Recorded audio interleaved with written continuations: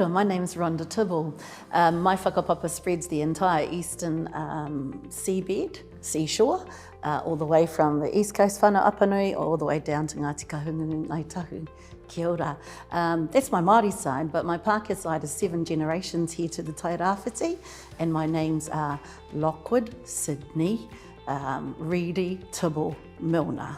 That's me. Kia ora.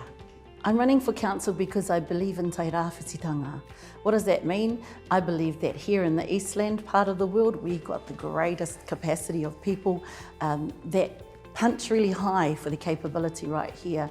What makes us different? We're the rising sun people of Aotearoa. We have just seen what's happened with the kids in the wakaama punching high there. Look at poultry industries, look at mātai, we do great things here. Look at rāngai.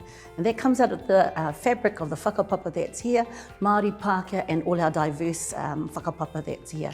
And so I think that Tairāwhiti is the best place in the world. I would change the fact that 48% of our people need proper homes.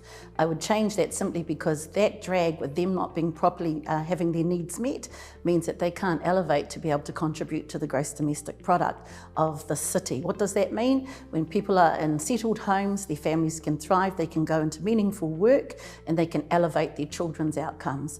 We need that because that then will help Tairāwhiti to be the wellbeing space we expect.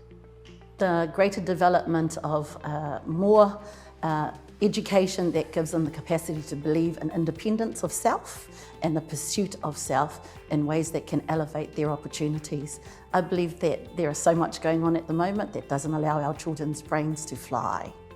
Yes, they can. As a regulator, regulators have got the job to keep things within the law, but what they can also do is take a spin on that and say, how can I support you as opposed to how can I restrict you?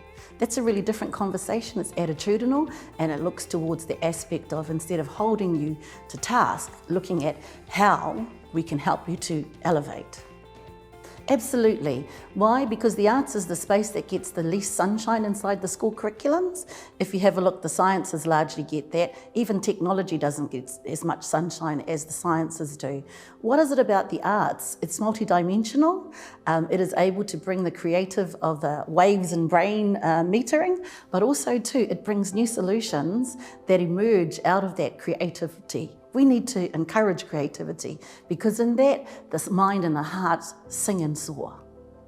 In Te Ao Māori, we have a saying, he ringa he itu, he kanohi kitea. So a hand that is raised, a person that is seen, is someone that we remember. So really, engagement is actually about being amongst the people, being seen, being there to listen, being able to contribute and participate in their times of celebration and their times of sorrow.